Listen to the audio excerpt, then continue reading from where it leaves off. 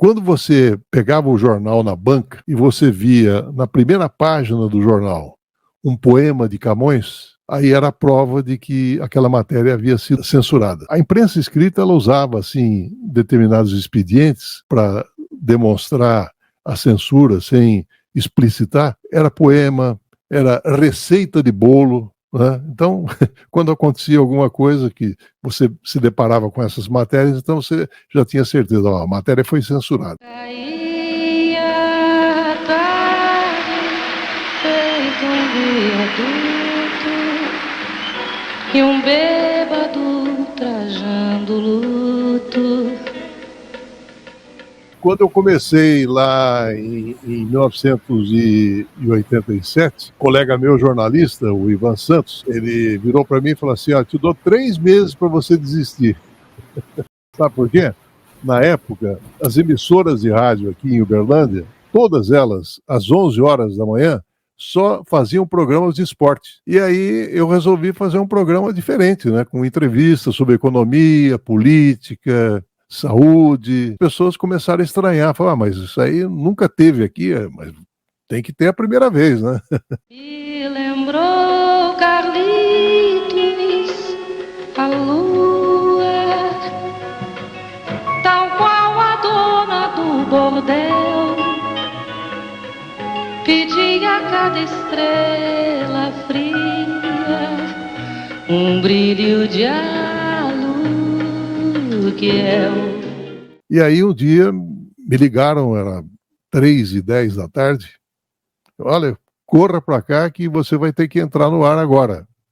O Morales não veio. O Morales era um colega, locutor do horário, e o Morales, ele era estudante de engenharia lá da USP, São Carlos. E ele era uma pessoa politicamente muito ativa. E naquele dia estava acontecendo uma manifestação em função de uma greve que os funcionários do frigorífico São Carlos do Pinhal estavam fazendo, reivindicando os salários que estavam atrasados. Então, foi uma manifestação muito grande e aconteceu justamente no dia 31 de março. E o Morales, ele foi para essa manifestação, acabou talvez se envolvendo em alguma confusão. A verdade é que nunca mais tivemos notícia dele. A gente pressupõe que talvez ele tenha sido uma das primeiras vítimas da ditadura militar em função dessa participação dele nessa mobilização, nessa manifestação.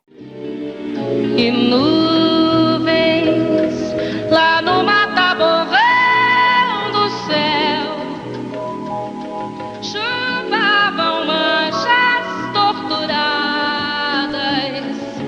que sufoco louco. Eu tive outros, né, na esfera da censura.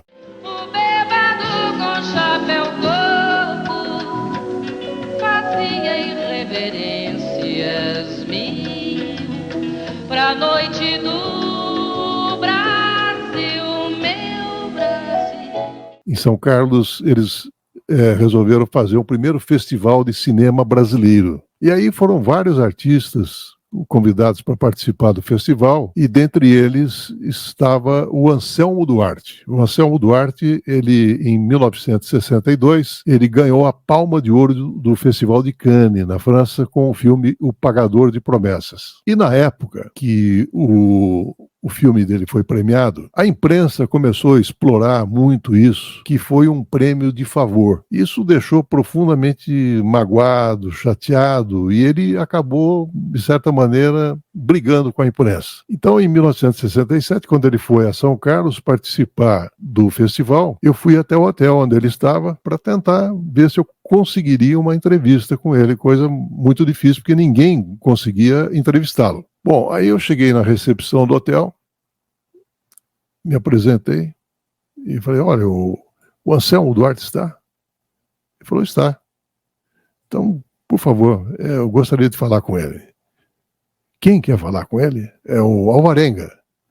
E na época, existia uma dupla caipira chamada Alvarenga e Ranchinho. Eram 2 cantores sertanejos. Talvez ele tenha imaginado que se tratava do cantor sertanejo e mandou subir. Quando eu bati no apartamento dele, ele abriu a porta e me viu com um gravador na mão, Aí ele percebeu que eu não era o Alvarenga que ele imaginava e que eu era um jornalista, um radialista, alguém da imprensa. E aí, basicamente, ele tentou fechar a porta e eu falei, não, Anselmo, espera um pouquinho. Eu estou aqui numa situação, assim, muito diferente dos colegas. Eu estou aqui exatamente para te dar a oportunidade de falar tudo aquilo que você sempre teve vontade, mas nunca teve a oportunidade de falar. E eu queria fazer um compromisso com você. Se você me der uma entrevista, eu só vou fazer uma pergunta. E aí você usa o tempo que você quiser para responder. Eu acho que você tem muito a falar, porque os militares, a imprensa, a igreja... Então, o pagador de promessa ele foi alvo de muitas críticas por parte da imprensa, da igreja, né? Então, quer dizer, tudo isso estava exatamente no baú das mágoas que ele carregava com ele. Liga isso aí, então. Aí eu fiz a primeira pergunta para ele e ele demorou para responder um bom tempo, até que eu consegui fazer outras perguntas também. Mas a verdade é que o elemento surpresa aconteceu quando eu terminei a entrevista e estava me dirigindo para a rádio.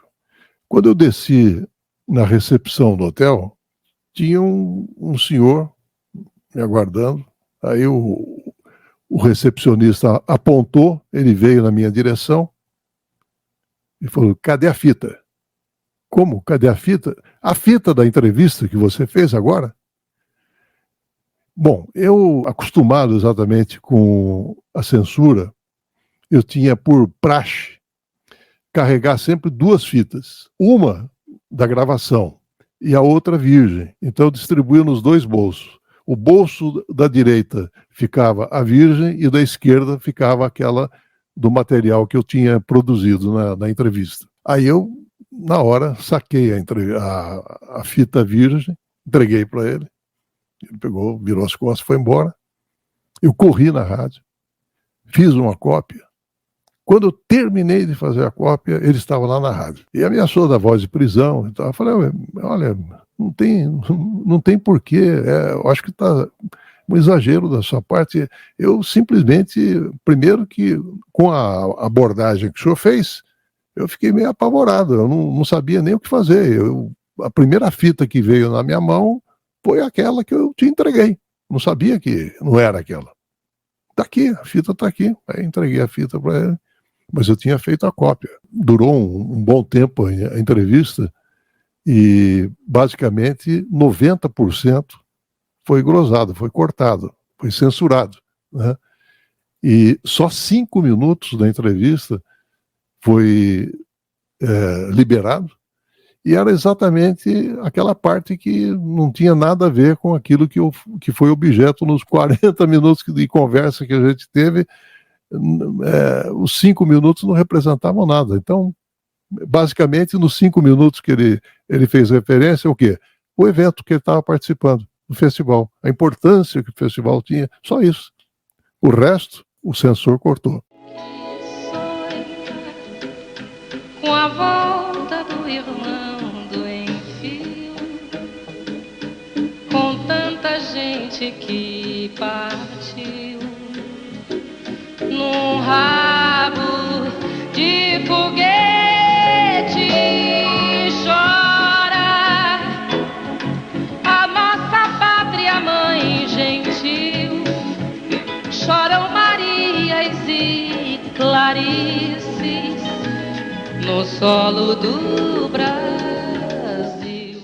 O segundo momento foi com relação a uma das maiores atrizes, damas do teatro brasileiro da época, na década de 1960. Cacilda Becker esteve em São Carlos, numa segunda-feira, para apresentar uma peça Esperando Godot. E essa peça fazia enorme sucesso. A Cacilda, ela atuava ao lado do marido. Eu fui ao teatro com o meu gravador, como de praxe, né? Logo depois da peça, eu acabei me dirigindo até o camarim dela. A Cacilda, naquela época, ela era presidente do Sindicato dos Atores de Teatro de São Paulo. E naquele momento estava acontecendo uma greve dos atores, exatamente em função do papel que a censura estava desempenhando, né?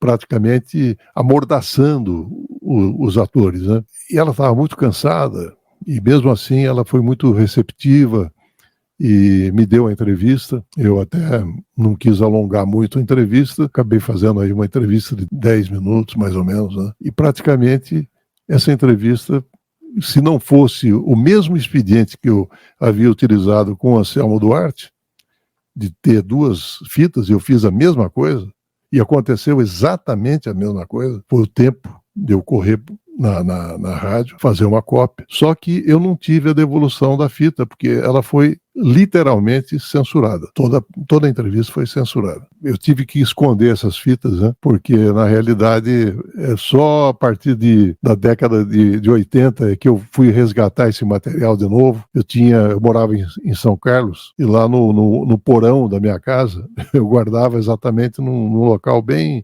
escondidinho essas fitas, que eram verdadeiras relíquias, né? Porque realmente são momentos assim singulares da minha trajetória profissional. Então esses foram 2 momentos assim marcantes, né?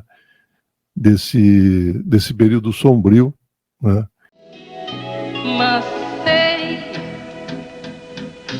que uma dor assim pungente não há de ser inutilmente a esperança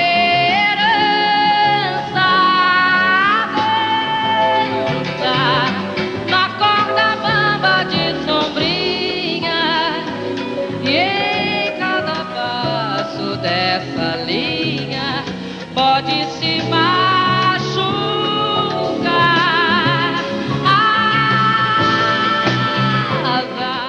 E a gente vê com muita tristeza hoje pessoas se dizendo saudosistas daquele período. São pessoas que não viveram a época. Essas pessoas acabaram recebendo informações totalmente equivocadas daquele período, né? Alimentadas com fake news, né? E só quem sentiu na pele, como eu, né, pode aquilatar, pode avaliar o impacto que isso teve, principalmente em termos da imprensa. A esperança equilibrista sabe que o show de todo artista tem que continuar.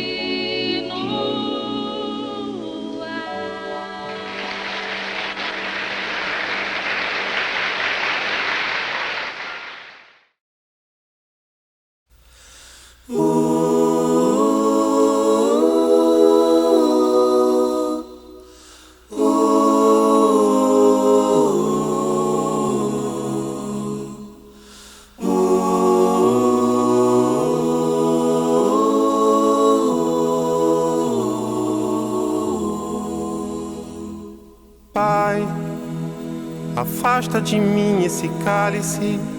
Pai, afasta de mim esse cálice. Pai, afasta de mim esse cálice de vinho tinto de sangue. Pai, afasta de mim esse cálice, Pai. Afasta de mim esse cálice, Pai. Afasta de mim esse cálice de vinho tinto de sangue. Como beber dessa bebida amarga, tragar a dor, engolir a labuta. Mesmo calada a boca, resta o peito. Silêncio na cidade não se escuta. De que me vale ser filho da santa? Melhor seria ser filho da outra. Outra realidade menos morta. Tanta mentira, tanta força bruta. Pai, Pai, afasta de mim esse cálice. Pai, afasta de mim esse cálice. Pai, afasta de mim esse cálice de vinho tinto de sangue. Como é difícil acordar calado, se na calada da noite eu me dano. Quero lançar um grito desumano, que é uma maneira de ser escutado.